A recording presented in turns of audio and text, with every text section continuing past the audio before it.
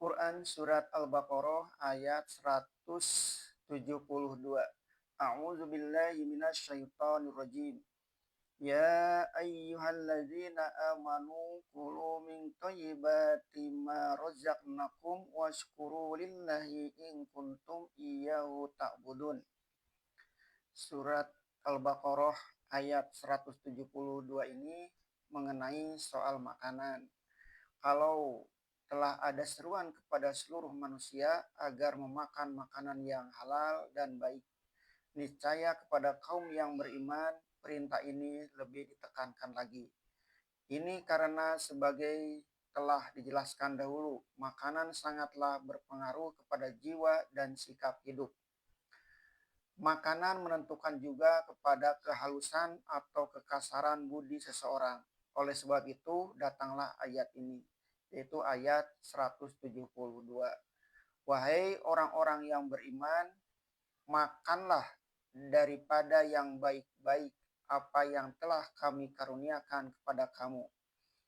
Makanan yang baik itu senantiasa disediakan oleh Allah asal kamu suka mengusahakannya. Buah-buahan lengkap tumbuh, binatang-binatang ternak pun demikian pula. Asal kamu berusaha mencari dan memilih mana yang baik-baik itu, pastilah kamu tidak akan kekurangan makanan. Dan bersyukurlah kepada Allah, karena segala sesuatunya telah lengkap. Dia sediakan buat kamu. Menurut penyelidikan ahli-ahli gizi, berbagai makanan itu mengandung beberapa macam vitamin, zat putih telur, zat besi, zat asam, kalori, dan hormon, dan sebagainya. Yang semuanya itu akan memperkuat tubuh manusia. Sebab itu bersyukurlah kepada Allah. Jika memang hanya kepadanya kamu menyembah, memang sudahlah patut kita mengerti bahwa tidak ada selain Allah yang telah menyediakan makanan yang baik itu buat kita. Terasalah dalam ayat ini bahwasanya kita boleh makan asalkan yang baik. Kita pun makan dengan bersyukur kepada Allah karena Allah yang memberi kita makan. Sebab itu memang hanya kepadanya kita menyembah. Makanan orang yang beriman bukanlah semata-mata soal perut berisi, tetapi makan buat menguatkan badan. Yang dengan badan kuat dan sehat itu, pikiran pun terbuka dan syukur kepada Allah bertambah mendalam. Dengan ayat ini pun nyata bahwa soal makanan dalam Islam tidaklah dilarang-larang. Dalam agama zaman dahulu ataupun sampai sekarang, dengan pimpinan ketua-ketua agama kadang-kadang peribadatan kepada Allah disangkut pautkan dengan berbagai pantang makanan. Meski memperbanyak lapar, menghentikan makan ini dan makan itu, melarang makan daging dan sebagainya. Ini dengan maksud agar tubuh menjadi lemah.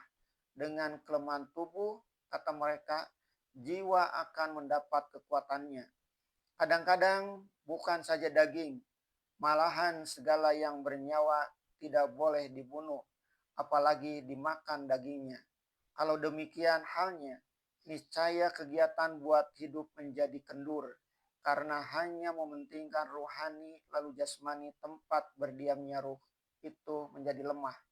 Maka di dalam peraturan yang dituntunkan kepada orang yang beriman ini disuruh memakan makanan yang baik-baik, yang sesuai dengan menyehatkan jiwa dan badan, dengan makanan yang teratur dan tidak banyak pantang dan larangan itu, dapatlah lebih bersyukur menyembah kepada Allah. Sehingga Nabi Shallallahu Alaihi Wasallam mengajarkan untuk memulai makan dengan membaca Bismillah dan sehabis makan mensyukurinya dengan ucapan Alhamdulillahilladzi at'amani wasaqani wajalani minal muslimin. Segala puji untuk Allah yang telah memberikan makan dan minum dan menjadikan daku salah seorang yang berserah diri kepadanya. Tentu ada juga yang dilarang, yaitu makanan yang tidak termasuk baik. Ini karena makanan yang tidak baik akan merusak kesehatan dan merusak juga budi bagi budi. Orang yang beriman tentu makanannya teratur.